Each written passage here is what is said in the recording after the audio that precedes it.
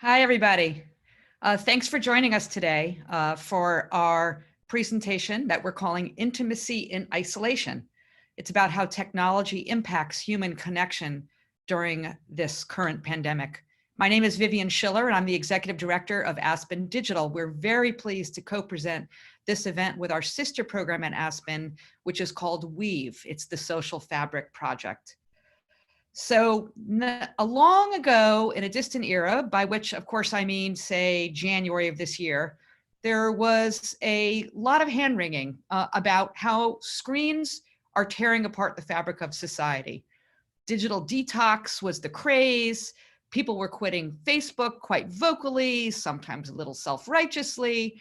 In fact, Sherry Turkle from MIT, who was supposed to be one of our panelists today, but sadly has fallen ill, wrote a book about that, about what technology is doing to society and what's happening, what's the impact of all of us staring at our screens instead of talking directly to each other or looking out at the world. Her book was called Alone Together. And it's quite ironic since now I think we could argue that the state of our society and the societies around the world is that we are together alone. Most of us at this moment cannot imagine what we would do without our screens. I think all across America, that notion of limited screen time for kids is pretty much out the window. But what's the long-term cost of the way that we are now connecting with each other? I'm very, very fortunate to be joined for this session by some really terrific folks who are going to give us some great insights here. First of all, let me just mention David Brooks. He is, of course, the New York Times columnist, author of many books, and the founder of Weave, Aspen's Weave program, which again addresses connections across communities. I'm also joining us today, and thank you, in place of Sherry, is Mohammed Abdul Kader. He is also an Aspen colleague and runs the Stevens Initiative, which creates and runs people-to-people exchanges between youth in the United States and Middle East and North Africa. So he has quite a bit of experience and interesting insights for what it means to connect people remotely with technology and to really create that very human connection. And finally, we'll be joined by Danielle Baskin. She is a product designer, multimedia artist, and serial entrepreneur who has really leaned into this moment with a very now popular app called Quarantine Chat. We're going to begin with Danielle, who will give us an overview of what tech people are using in lockdown. And then we're going to have a conversation. I'm going to have a conversation with Danielle and Mohammed and David. And then we're going to open it up to your questions. Now, just a little bit of instruction about the Q&A. If you look at your screen at the bottom, you'll see a button that says Q&A, pretty self-evident. Just click on that button and type in your questions. That's all you need to do. You will also see, and you can do that anytime starting now all the way through the rest of the webinar. There is also a chat button. You're welcome to tell us if there's any connectivity issues or anything like that. Don't put your questions in there. We will be monitoring just in case you mess it up. It's not the end of the world. Please use the Q&A button for those questions and we will get to them shortly. When you put in your questions, if you don't mind, if you're comfortable, please write your name and also your affiliation, because it's actually quite interesting and helpful to know when you're asking your question where you're coming from. Finally, an apology in advance. This is technology, and as I'm sure many of you have been experiencing in your day-to-day life since we've all been working from home, things do go wrong, and inevitably they will go wrong. So if we freeze up for a minute, if we go down and we have to come back up, I guess we just ask your indulgence in advance. So with that, I'd like to bring in Danielle, who will be popping up on the screen. There she is. Hi, Danielle. Oh. Thank you for joining us from the from the West Coast. So Danielle, we're going to turn it over to you, and you can just talk to us a little bit about not just your app, but what you're seeing all over there. And I will go off camera and leave it to you. All right, I got this. Okay, cool. You can see my slide. All right, so I actually feel like I've been missing out on so many virtual events. I've been running quarantine chat for the last 3 weeks, which seems like a long time now. And we connect strangers who are in isolation in a random one-on-one to talk on the phone. And because of this, I actually have this unique vantage point where I've been learning about other people's virtual gatherings all over the world, because when they're talking about what they're doing that day, it sometimes includes like, oh, I went to a Zoom book club, or I went to this rave. Actually, um, the other night I was matched with someone in New York, and my phone rang while they were in the middle of a virtual card game. And they invited me to play with them. So I was like, okay, sure. And I suddenly joined their Google Hangout. I was with 10 people I didn't know, and played their card game. And at around 9:55 p.m., someone says, oh, I have to go to this Zoom rave at 10. Does anyone want to come? And so I could have, got matched randomly on quarantine chat, joined this Google Hangout, could have left with someone else and gone to this Zoom rave. I couldn't, because I've been working nonstop on quarantine chat. So I couldn't go to the Zoom rave, but this was not the only time I was invited to one. I've been invited to Twitch raves, and it's not just raves, but there's so many events happening on Twitch in all performing arts. Like there's comedy, puppet shows, and theater groups and all kinds of music. You could attend a harp concert, and what's happening is a lot of these typical performing arts and theaters have shifted to streaming on Twitch, and then accepting, they have a Patreon or they accept donations. This is an interesting website called Our House, which is actually it's sort of like TV. So if you are a creator, you get paid to create an hour-long show that's then broadcasted at a specific time, and people who are watching are welcome to tip you. So this is running 24/7. And I've just seen lots of interesting virtual events spring up. Some friends posted on Twitter that they were in Second Life and welcomed anyone to hang out with them. And I couldn't attend this, but it's interesting to see platforms like Second Life, which were popular, 10 years ago. People are going back into these virtual worlds that were built a while ago, and they're, doing experimental hangouts now. A friend of mine also started doing, he's dressing up like a wizard and he's doing one-on-one Zoom spell casting. And there's all these people, I think people are using these technologies in a strange and creative way. Things that wouldn't normally happen on Twitch are now happening on Twitch. So something I have been attending, my friends Kate and Anthony have this standing dinner party every Sunday night. So anyone can pop in, and they live in New York. So I live in San Francisco, so normally I wouldn't be able to attend their dinner party. But now I could, and this is happening weekly, and they usually send out a recipe so everyone who's attending could make the same dish and eat it together. And it's nice to have this standing ritual. And it's not just dinner parties. I mean, I've been invited to interesting events where it's like, oh, go search your home for a unique object and then do a show and tell about that object. And so I like the idea that, we're incorporating we're exploring our home environments and then coming together with people that or with strangers and sharing that. I've actually noticed in a lot of Zooms that people are getting creative with the backgrounds. You could, change the whole background of your Zoom. A lot of, companies working from home are doing this to make the Zooms more interesting and lighthearted. I actually started something called the Virtual Background Awards, which is a contest.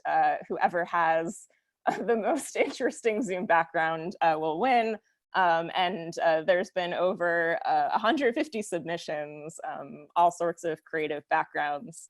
This is one of my, I guess, pandemic-related art projects I'm doing that are sort of, joyful and lighthearted. I actually joined this Facebook group. This was the first week of March. Some friends of mine started a Facebook group called The Quarantine Residency, which was basically like, oh, if you're, stuck inside and creating artwork or creating anything, you can share it. And this group grew from like 10 people in the course of a month to 1,000 people. So every day people are posting unique work, and a lot of the work is sort of related to the pandemic. I mean, this, if you look at the left, that's actually someone's grocery shopping list and supplies list that they are turning into drawings. So they're sort of documenting this strange time in their life. And the image in the middle is someone made an antimicrobial outfit for their baby out of copper fabric. And then there's like an etching, and someone made a knife out of chopped up glass. But there's all sorts of interesting things. And it's not just this artist group. I mean, there's so many of these unique Facebook groups that are springing up that have more activity than usual. And having people all over the world suddenly join. I'm in something called the Quarantine Cookbook, which is a place where you can share what you're cooking. And it doesn't have to be, I mean, there's a lot of really great chefs in here, but you could also just say like, hey, I'm feeling, upset about what's happening in the world, and I'm just, I didn't have time to make myself a nice dinner, and I'm just having a bowl of plain pasta, and you can post that, and people are very supportive. I've just noticed in a lot of these Facebook groups, it seems like everyone is very friendly and supportive and open to all these strangers joining, because this is the way that we all communicate now. There's something called the Quarantine Gym, and you could post your workout routines. And this particular yoga video I actually learned about. I posted this video because I was on one of my quarantine chat calls, and someone I talked to told me that he talked to this flight attendant in Las Vegas, and they were talking about workout routines, and she recommended this video, and sort of like through the lines of quarantine chat, this video came to me, and now I'm sharing it.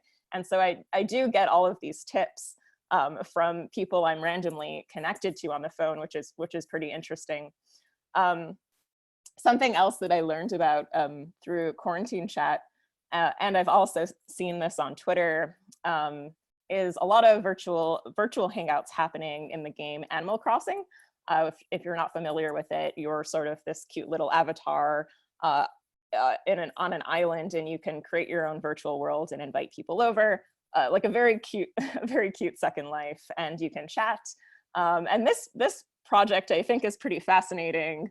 So an artist created a simulation of the Marina Abramovic performance piece, The Artist is Present, which was something that happened in New York at the MoMA, I think in 2010, where Marina was sitting in a chair and would just sit with you.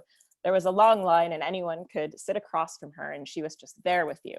And this existing in a virtual world is pretty interesting.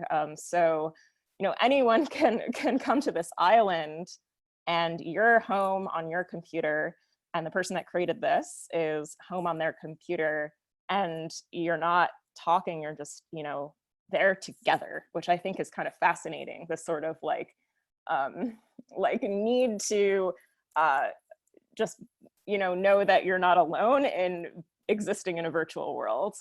And there's also like all kinds of interesting stuff in Animal Crossing, like someone created this insect museum, and you can come and visit. And I actually I keep learning about all these events happening digitally. I'm super busy with quarantine chat because we have like 1,000 people joining every week. So I feel like I'm missing out on these events. I also feel like I'm spending so much time in front of my computer that when I have moments I can take a break, I don't necessarily want to enter a virtual world. I actually, running quarantine chat is kind of this nice break, I guess, because when my phone rings, I can actually step away from my computer. The other night, I was actually making dinner. I was chopping garlic, and my phone rang, and connected me to this lady in Tahoe who lives in the woods. And she's a second grade teacher. And we talked for an hour about, so many things. I mean, about the economy, about her fears, about, her relationship with her parents. And I asked her, and she's a second grade teacher, and I asked her, you know, if they moved classes to like virtual webinar style classes, and she said, no, you know, where I live, a lot of the people around me chose to live without technology. Like they're not, you know, they moved to the woods because they don't want use the internet at home, and we do all communicate through phone calls. And so she was very interested in the app, but she, you know, doesn't spend time on Snapchat, Instagram, but was interested in joining this app. And I thought it was kind of cool that I got connected to her. But I mean, not just her, there's a lot of people that are, you know, joining different technology that they wouldn't normally use because this is the only way they can communicate with people. And I like that, you know, these technologies like, you know, Facebook groups and all of these spontaneous Zooms, and even with our app Quarantine Chat, that we're connecting people that normally are not like in the loop of what the most popular technology is. And all of these unexpected connections are happening between strangers.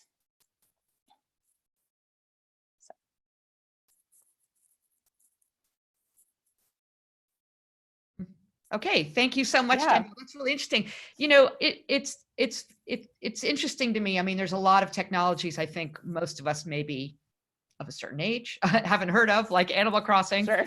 And I know about Twitch, but I don't use Twitch. But it's interesting what you're doing with Quarantine Chat, because it is, as you say, it's a good old-fashioned phone call. So I'm curious why you chose sort of the voice medium when video seems to be ubiquitous as a way to connect people. Yeah, there's a bunch of reasons. I mean, I think right now everyone's experiencing a lot of screen fatigue, right? So like you're working on your computer and then you take breaks or hang out with friends also by sitting in front of your computer. And, you know, after a while, like seeing all, you know, just sitting in front of your screen the entire day, it's like hard to form new memories or like get up and do things. And I like the idea that, you know, with a voice call, you could like go look out the window, or you could like walk around, or you can sit in different places. One of our prompts is describe what you're seeing out the window to encourage people to like get up and kind of, you know, change environments. But the main reason, and because I've been, you know, we built dial-up a year ago, me and my friend Max Hawkins, and I think there's something more intimate and vulnerable about like the audio space. I think you can kind of observe this phenomenon if you've had a really great conversation while you're driving with someone in a car and you're both looking straight ahead, someone's in the passenger seat, and having, you know, I mean, there's you can really open up when you don't have direct eye contact and you're both kind of, you know, just listening to each other's voices. Yeah, well, that's true. And anybody that's ever worked in public radio, like myself, and also David Brooks, that we're going to bring on right now, can tell you about, you know, the power of the intimacy of radio, and the fact that you have this sound, you know, especially if you're wearing headsets, the sound in your ear, how that is such a human connection. But I want to bring in both David and Mohammed. If we can get them on our screens, that would be great. Okay. There's Mohammed. Hi, David. Thank you. Thank you for joining us. And just a reminder to everybody, that Q&A button on the bottom, we're going to have just a conversation amongst us right now, but we're seeing the questions starting to come in. Please continue to post questions to that Q&A button. Again, a reminder, please, if you feel comfortable, add your name and your affiliation. It just makes it more interesting, and we'll get to that in a few minutes. But I want to turn it over to you, David, because you know, this is something, this form of how we talk across differences is something that you are deeply embedded in. And I want to know, to what extent do you think this type of interaction, that this change in our interaction changes what it means to be a community or a society? Yeah, I've sort of been slightly won over by tech. I enter as a tech skeptic. Just when they do, University of Michigan, they did studies where they had people who were in person solve a math problem, a group, and then other people who were communicating electronically. And the people who communicated electronically just couldn't solve the problem. And the people who were in person just could solve it easily, because there's just so much information flow that's a gesture, a tick, something so subtle that you can't do over the internet. So I was sort of skeptical on those grounds. And then I've been sort of skeptical on the way social media in particular has affected our society, and mostly for the worse. Teenage depression has tripled in the last generation. Teenage suicide is up by 50 to 70%. And so a lot of that just correlates so well with the smartphone that, so I come into this a bit of a skeptic. Having said that, I've been interviewing psychologists all week about them doing therapy online and mostly through Zoom or FaceTime. And they say they're finding the experience tremendously positive. And they say, as long as you can get the visual look at somebody's eye crinkles or their mouth movements, and you can hear the vocal tone, then you can have a pretty good intimate relationship. And so I take them at their word that they think being together is not being intimate. And they emphasize that if you're really going to satisfy your social needs, it can't just be a shallow conversation. You've got to actually talk about real feelings and talk about real things. But they're very much agreed that this technology that I'm now talking to you through is positive.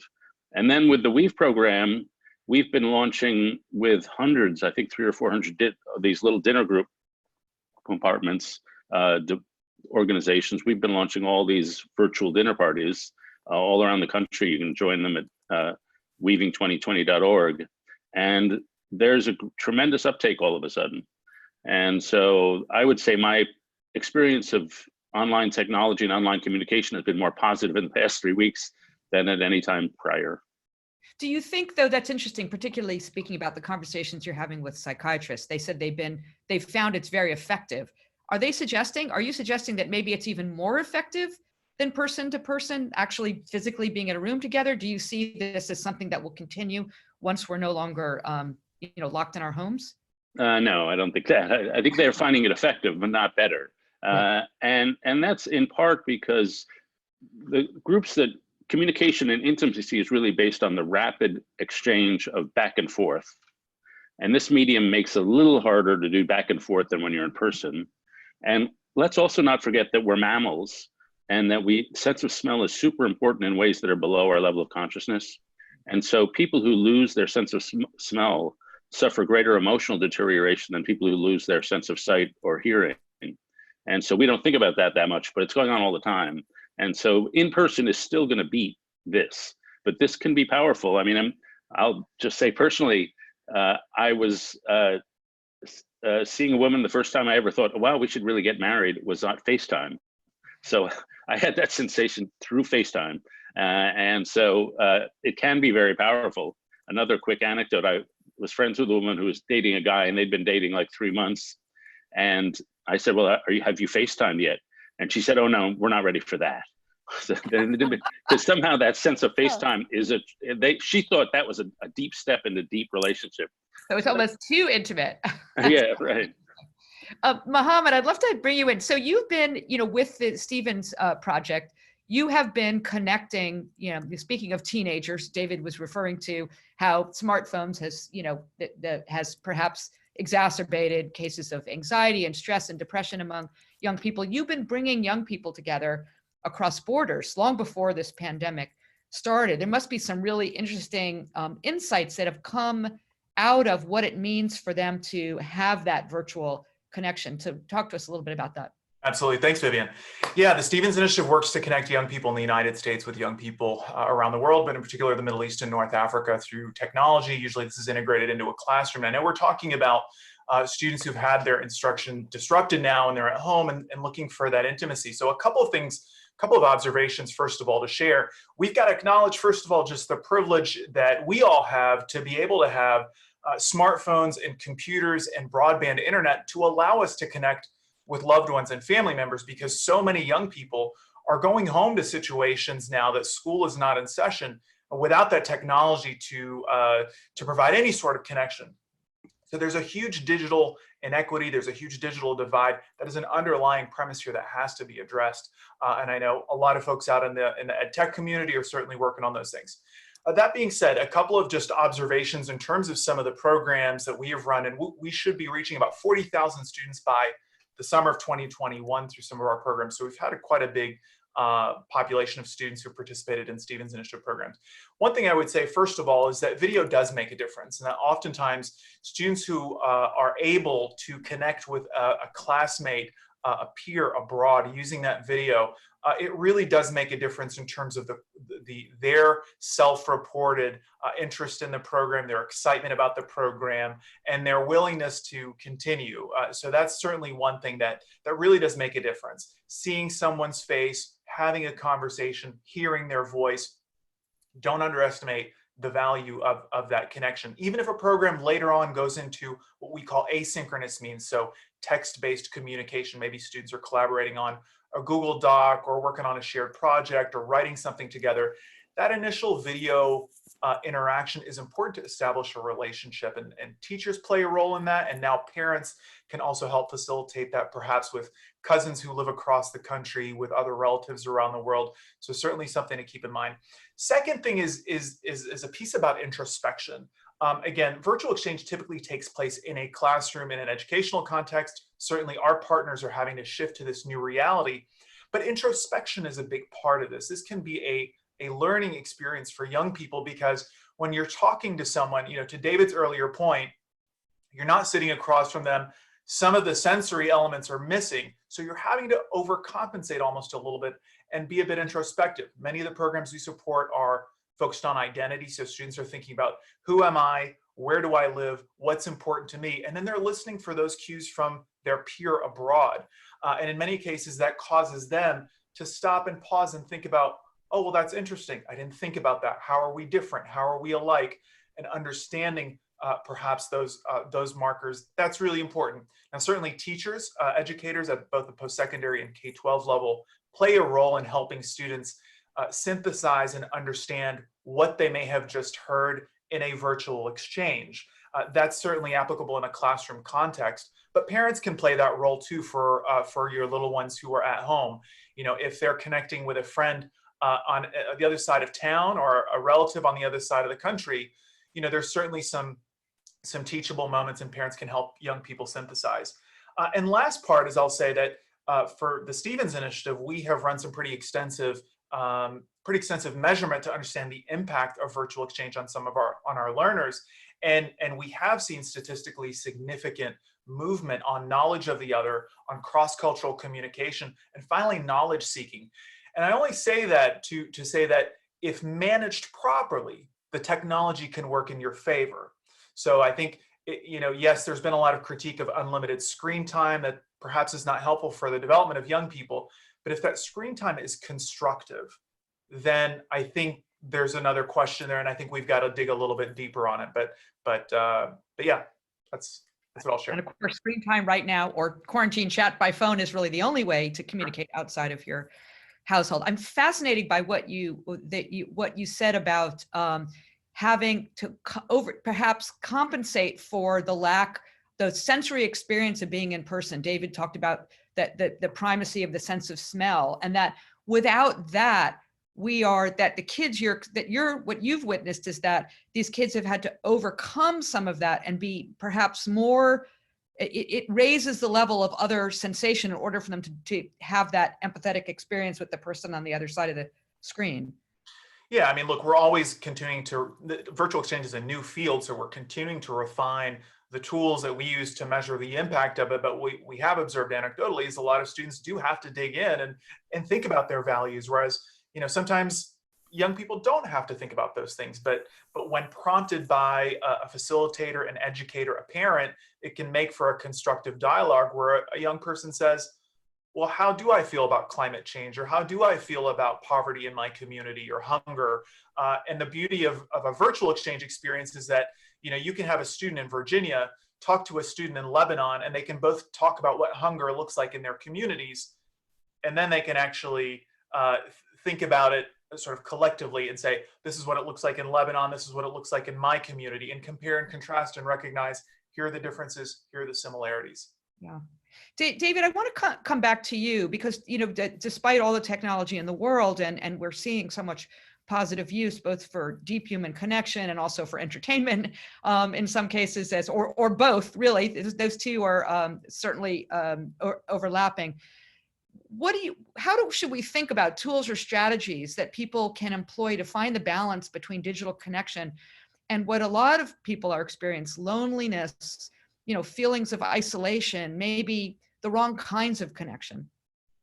Well, I mean, I fear people are going to fall through the cracks here, that we have a lot of people who are really good at connecting and who are taking the time to connect, but we have that in our normal society. And yet we still are in a situation where, as I say, depression has risen, suicide has risen by a third, social distrust has plummeted. And so there are a lot of people who do feel alienated out there and who are just not as social as other people. And the perversity of loneliness is that it makes you suspect other people. And so loneliness makes you suspect and detach yourself from the thing you need most. And so that's still going to be an ongoing problem, and it's probably going to be a worse problem. We're now in the middle of a pandemic, which will probably, I think, lead to a worse mental health crisis. Just the joblessness by itself, every 1% increase in the unemployment rate produces a 3.5% increase in opiate addiction.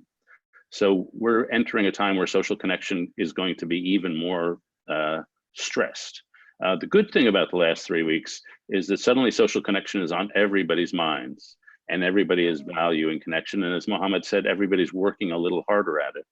And what I fear is we do what we tend to do because we like fast food better than healthy food, or we like little cat videos over other things. We replace intimacy with stimulation. And it's easy to get sort of quick hit social stimulation by doing a lot of things. It's harder to get intimacy. It's harder to get actual community. You got to work at it. And so that means having like tough conversations about, or not even tough, fun conversations about real subjects and asking real questions. I have a bunch of favorite questions, that I can ask somebody, and then I'll actually get to know them. Like, what would you do if you weren't afraid? What's your biggest fear in your life? Or even simple questions. Why do you do what you do? How do the dead show up in your life? How does the heritage of your past show up in your life? And if people are willing to have those kinds of conversations, then this technology is perfectly great for actual intimacy, actual community. I was speaking to a psychiatrist named Mary Welsh at Columbia this week, and she said, take time to have a slow conversation. If somebody says something important, say, okay, I'm going to sit here and I'm just going to think about that for a minute. And she literally will sit there in silence for 90 seconds, which to me, as a New Yorker, is an incredibly long time to sit in silence. But she says you have to just sit there with some things. Another psychologist in the Bay Area said, always say, and is there more? And is there more? And just by saying that after an important conversational thing, you get the person to reveal another layer. And so to me, it's conversational work or conversational skill that leads to the most fun, which is actually getting to know somebody rather than just having a 30-second or 30-minute hit with them. So interesting. I've always felt that the most profound question you could ask to anybody in any exchange is, tell me more about that. Say more.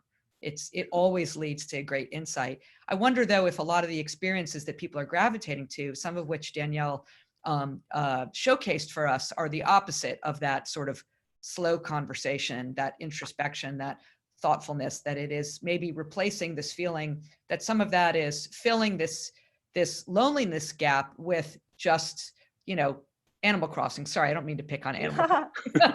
Yeah, well, listen. Yeah. I mean, I think the mix, right? You could simultaneously be in small, intimate Zooms with, 4 friends, but then also play Animal Crossing. I mean, you can have serious conversations, also seek stimulation, as long as you're kind of balanced.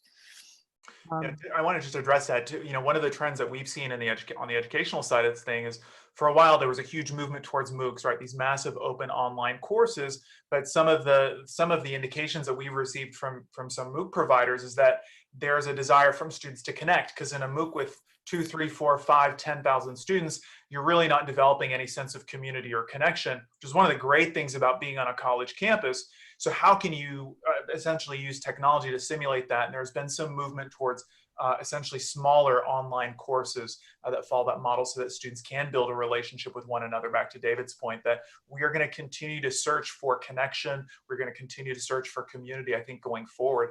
If anything, now we're just more conscious of it. Yeah.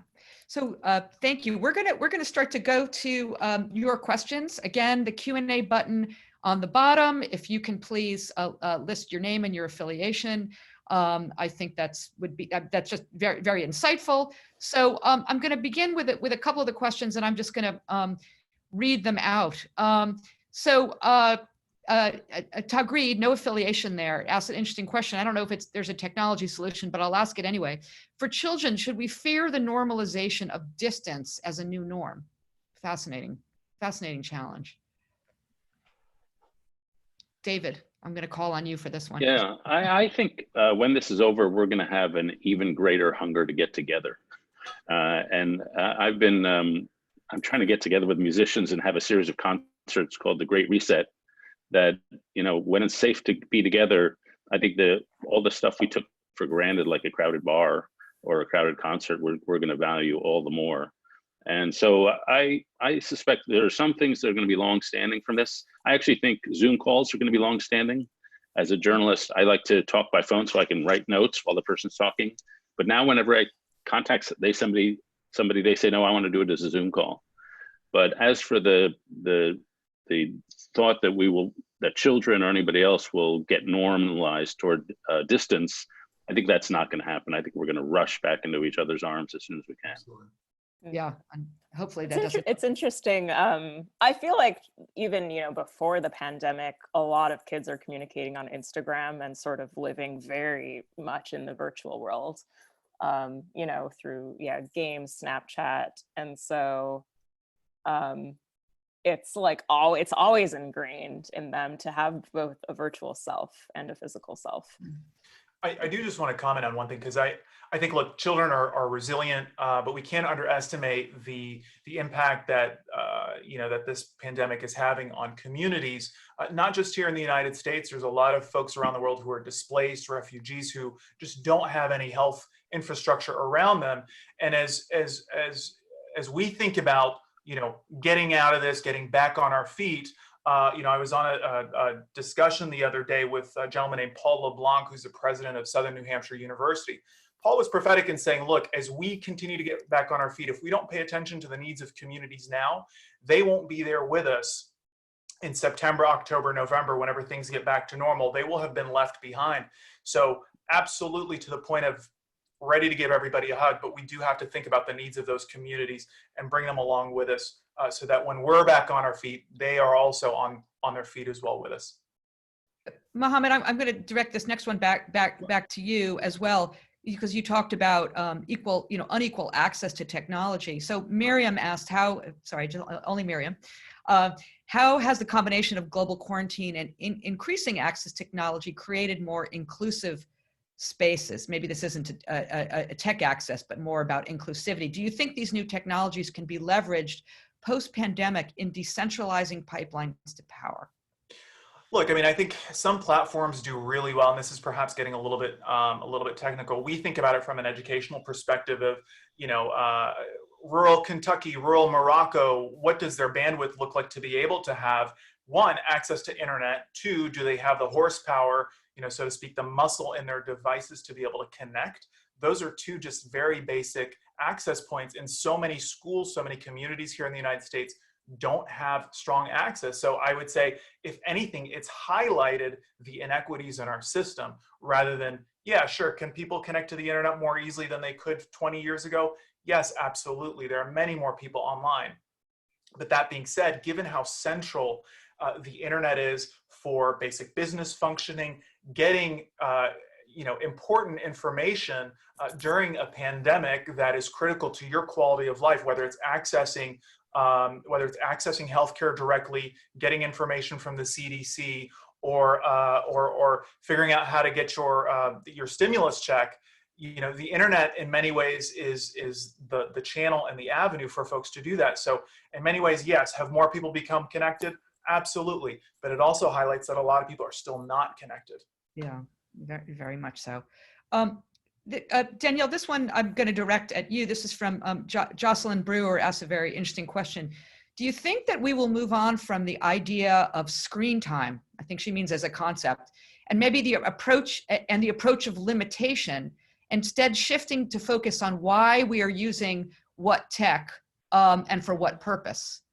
Very interesting question. I think getting at the notion of, won't all of these tools just be integrated into our lives in a way where I'm interpreting this question because I'm very interested in this, in the answer to this too, which is, not to just think about, screen time versus real life, but a more integrated. Oh, right. I mean, yeah, like maybe you have portals around your house that connect you to other people. You're going way no, beyond, but yeah, I mean, it's interesting. I do feel like there's a lot of potential with creativity with the screen. Like if, there's more developments with VR or virtual worlds, having, it gives you other senses that could augment reality instead of, trying to imitate reality. So I think like technology can be used in a way that isn't trying to simulate, but rather create additional layers on top of it.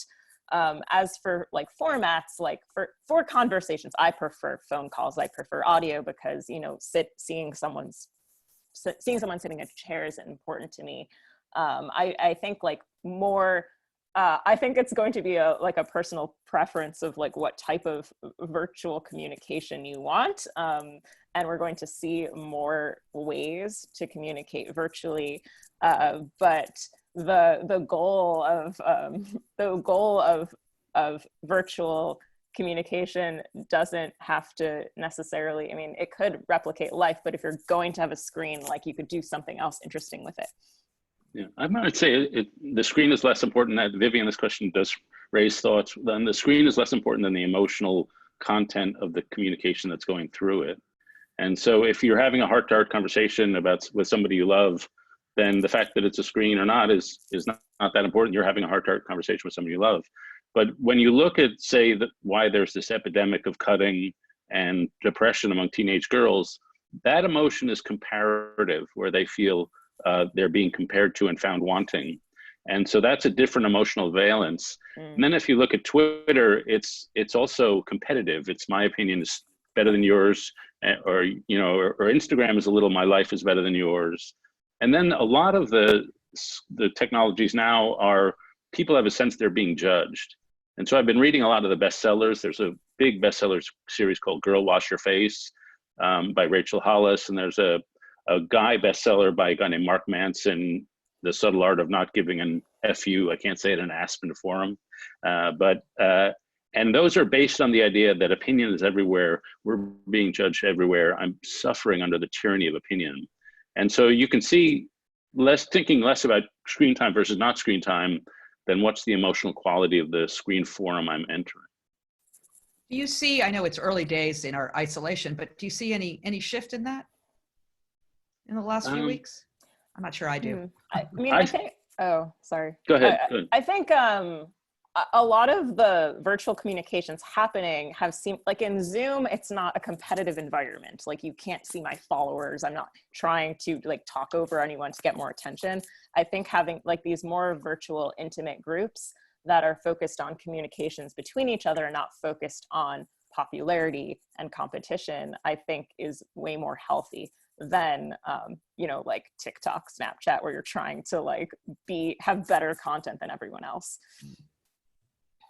One thing comes to mind is I have a virtual dinner group, or I had a virtual dinner with a group of people who were my friends, and we, like yours, we were able to have people who were far flung across the country join us for our dinner party, and that was fun, and it was just a fun experience.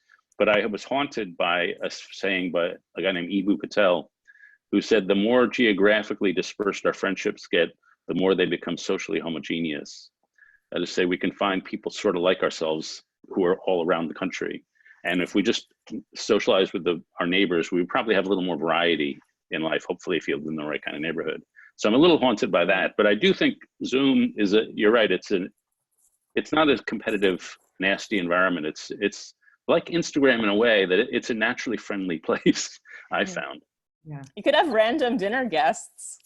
Yeah. Kind of like inviting your neighbor who you don't know well. You could, have dinner with your friends and just get a random person to enter.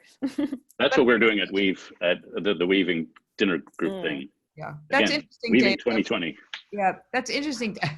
that's interesting, David, because you're right. You're not, we even if we live in, as some of us do, in neighborhoods that are more homogeneous than we would like, nonetheless, as we go about the world, we're bumping into people from all walks of life. You're not going to accidentally bump into people when you're, self-selecting on whatever platform that you're on. I hadn't really thought about that. That's So really Danielle's giving us random bump into. So that's yeah. That's true. That's exactly what quarantine. That's my goal. Yeah, serendipity and unexpected conversations is something I think is really important. So I will share that, so one of the really great virtual exchange groups out there actually has worked with, I think, like Tinder or Match.com, so that when they actually normally during the school year, they match up classrooms with classrooms that are, in a different part of the country, really to kind of avoid what David is talking about of sort of homogeneous interaction, so that in the the algorithm will intentionally match you up with someone who may be doing something curricularly similar than you, but from a different part of the country, so that students get that experience of connecting with folks who are not like them, and that's a beautiful thing. I'm going to introduce a slightly political element here, courtesy of Laurie McDonough with the American Academy of Arts and Sciences. She asked, do you think that leaders, by whom I assume she means, well, I don't know, I'll just read the question, will be able to meet on online platforms to develop plans to emerge from this crisis? What will the limitations be? Fascinating question. So far, it's been a mixed bag in my experience, certainly on a national level in the United States, at least. It doesn't seem to be a technology impact. It seems to be a mechanism. It seems to be still face-to-face, maybe not as socially distanced as we would like. Yeah. Go ahead, Dave. Yeah, somehow my mind went back to the Cuban Missile Crisis in 61 or 2, whenever that was, and the world almost came to destruction because the Russians leader Khrushchev and the American leader John Kennedy misunderstood each other completely, and they were communicating by cables. And one somehow has the sense if they did a Zoom call, it might have worked out a lot better. And I find with a phone call, I can have a very good conversation. If I already know the person, I sort of can imagine their gestures and their vibe. But with a Zoom call, you can get a lot more right away. And so I do think if our political leaders met face to face through this way, I think it would enhance relationships versus the phone, not as much as face to face. I don't observe them getting together at all. In fact, one of the narratives that I'm afraid is going to come out of this virus is that abroad, people who live in faraway places, that's where danger is. And we need to wall ourselves in even more. I fear that as well. Mohammed, you were going to jump in. Yeah, I want to jump in, Vivian, because I think, look, leadership comes at all. There's different levels of leadership. It's not just sort of at the federal level or at the state level. And I think if you do look at some of the activities going on online, I've personally seen friends who have put together websites using technology very quickly, just getting stuff up and running so that neighbors can help other neighbors in need, right? Deliver groceries to an elder down the street. I think so folks can respond. I think it's one of the beautiful things about the internet and technology, if you have access to it, is that it does have a certain democratic function. If you, again, think about 2010, the Arab Spring in Egypt, that was a function of leadership. That was young people sort of at the mantle using technology to organize, to quickly communicate through whatever means necessary to bring about a certain goal. And I think here in this country, we're seeing young people and people in communities all over the country respond at a community level. Now, certainly if we're talking about national security things, I think just the platforms have to be secure. That's certainly something that's been highlighted in the last few weeks with a few platforms who've had some security issues, but I think they're working very quickly to address that. But at a community level, absolutely, sky's the limit. We are very grateful to have not had any, not to curse the gods, any Zoom breaches so far. I should never have said that out loud. Danielle, I'm going to direct this one to you. This is from Tessa Manation at the Democracy Fund. Do you have any thoughts on ways to mitigate screen fatigue and shorter attention spans during long video meetings, convenings that would typically take place in person?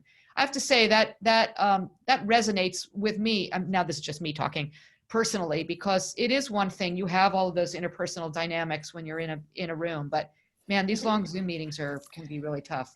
Yeah, I mean, I think like the thing that's really strange about Zoom is that typically when you have a group conversation and there's 20 people sitting around, you sometimes turn over to talk to your neighbor. You break out into smaller groups and you have side chatter, and that keeps you're not constantly listening to the entire group. And I think this has to be a different platform or something that Zoom builds, with the ability to possibly step away from your screen and have small audio conversations, or to keep switching up what group you're talking to. I think would make the whole conversation more dynamic. Yeah. Interesting. We have a question from David Moore, who's with the White House Fellows Foundation. Currently, physical behaviors in real life have people, the behavior we're experiencing right now, people maintaining physical distance, of course, and sometimes avoiding eye contact. That's what he is observing. He's asking, has anyone else observed that? If so, how much more difficult will it be for us to unwind this social and emotional distance when the pandemic ends? This reminds me of something you said earlier, David, about people who are people who tend to isolate are often suspicious of the other. And I wonder, so I'm now adding on to David Moore's question and say, do we think that this may be this sort of fear of the neighbor? We've talked about fear of people in other parts of the world, but even of our neighbors as somehow dangerous to us, which is what we're experiencing right now. What kind of impact that will have on societal bonds? Yeah, when this thing broke, I went back and read accounts of past pandemics, going back to like there's a plague in Pericles' Athens in 300 years BC to 1665, the bubonic plague, the 1918, and the contemporary accounts are all kind of shocking. People really withdrew from each other immediately. They stopped caring about each other. All the observers at the time, the diarists like Daniel Defoe, said people even cut off their own children if they got sick. They were so afraid of contagion that they were pretty beastly to each other. And it answered a question that I've always wondered about. The 1918 flu, 635,000 Americans died. I forget, maybe 100 million people around the world. And it had almost no cultural impact. Nobody wanted to talk about it after it was done. And maybe it was because they were ashamed of how they behaved, how much they lost compassion for one another. So I went into this expecting that some of that behavior this time. I have to say my experience the last 3 weeks has been amazingly positive. I've found the entire country pretty much hewing to this social distancing, but also going out of their way to be friendly. That's just in my lived experience, that people are taking the extra step to check in on each other. I probably spent more time talking to friends in the last 3 weeks than the previous 4 months. And people seem, to me, sort of cheerful. We had to be set apart in order to feel together. So I've sort of thought this is a moment where America feels a lot better about it, or should feel a lot better about itself, and maybe all around the world, because people are counteracting the natural thing this disease wants us to do, which is to alienate ourselves from each other. Vivian, I'd like to sort of build on what David said, and I agree with that to an extent, because I have really appreciated friends checking in, folks who I haven't spoken with in years, from all over the world, just checking in on one another and having that great sense of community. But we do have to acknowledge that our Asian American neighbors are really bearing a lot of the brunt of this right now. You're seeing drop in business for Chinese restaurants, for grocery stores around the country. You're seeing a significant increase in hate crime that the FBI recently reported towards Asian Americans. So, being both of Arab heritage and Muslim faith, my community certainly felt the brunt of this post 9/11, and for years and years and years, that there is this ongoing xenophobia towards the other, and this is a reality in our communities that has to be acknowledged and pushed back. And I guess my message to folks would be to say, look, trust the science, don't trust xenophobia. Well, that's a good message in any era. We're coming up towards the end of our time, and we're getting a lot of questions. I can't even attribute it to one or two or even three of our participants on the call, but it's questions about what will endure when this is over, and how can we sustain real connection after the pandemic ends. I guess I would even say, so what will be lasting and changed in a lasting manner? when this is done? And I guess I will give each of you a chance to respond to that as our final question. Danielle, we'll start with you. Sure, yeah. Yeah, I mean, it's so impossible to know, like, when is this, you know, will this happen, will we communicate like this for an entire year? I mean, I think what I've noticed is like the ability to connect to so many different people in one day and do so many different activities and maintain all these relationships might be something that we continue doing. So like continued virtual gatherings, and also, you know, I guess for like work related stuff, a lot of companies are now going remote because they realize they don't need to be in the same place. I think, yeah, we'll continue more virtual communications. And I think another effect is that, I mean, what David and Mohammed said is that like people are being more nice to each other, right? Like people are looking out for each other and caring for each other, catching up with old friends. When you're used to constantly being on the go, you sometimes neglect a lot of your friendships. And I think the habit of checking in with people, making sure they're like, you know, doing well emotionally will be a habit that people continue to have. Let's hope that lasts. Mohammed? Yeah. Appreciate it, Vivian. I think a couple of things. Unfortunately, we tend to have a short memory, but what I hope lives on through this is one, just a greater emphasis, all of us as Americans, as global citizens have just a better sense of our global connectedness, that our community extends beyond the 1 or 2 mile radius that we live in, that if something happens on the other side of the planet, time and time again, within hours, it can affect us here at home. So just a greater sense of our interdependence as a global community, our reliance on the earth and our responsibility to steward the earth and the natural environment where we live, because again, that just has implications on our health. And finally, I would say the importance of a social safety net, because as much as we do talk about the beauty of technology connecting us, there is a reality out there of people getting sick. People will be falling through the cracks in communities from coast to coast, people around the world, refugees who are you know, without a home and without any sort of social safety net. We are the richest country in the history of the world, and yet we don't have a social safety net to at least ensure a basic sense of dignity for our citizens and the world that we live in. And I hope that that's something that we will take on going forward and take just a little bit more seriously. Beautiful vision. Thank you. David, take us home. Okay, I'll be optimistic too. You know, I do think the disease is like an X-ray on our society, that it reveals the things we sort of lazily tolerated. And so we tolerated a lot of social distance from one another, and now it makes that front and center. We probably put too much of our self-worth invested in our career, and our careers are now suddenly up to question, and we tolerate a lot of inequality. And now we're going to, in times of crisis, the unfairness of that becomes more apparent. And so we'll get this little pause here of whatever it is, 2 months, 3 months, 6 months. And then we'll come out of the pause and we'll have a chance to sort of begin afresh. And that doesn't happen very often in history, that a whole society or even a whole world gets a fresh start. And we'll have that sense of a fresh start. And sometimes you blow it. America after the Civil War had a fresh start, and we screwed that one up, and we're living with the consequences. Sometimes you do okay. After World War II, the world sort of organized itself to create a world order to prevent wars. And that worked out pretty well. And so we'll have the option of doing a fresh start. And what I hope we can do is emphasize weaving and social connection, but just pick 10 ideas that we all sort of agree on and do some action about them. Things like national service or emphasis on early childhood education. You pick it, and just create structure so we say, okay, we're not going to go back to the way we used to tolerate. And so I'm not sure we'll do all that, but it's an opportunity to really start afresh. I feel like I want to bring all three of you back 1 year from now, when hopefully this is a distant memory, and revisit this vision and see where we are, because you're both presenting a vision that I certainly hope comes to pass. Mohammed, Danielle, David, thank you so much for joining us.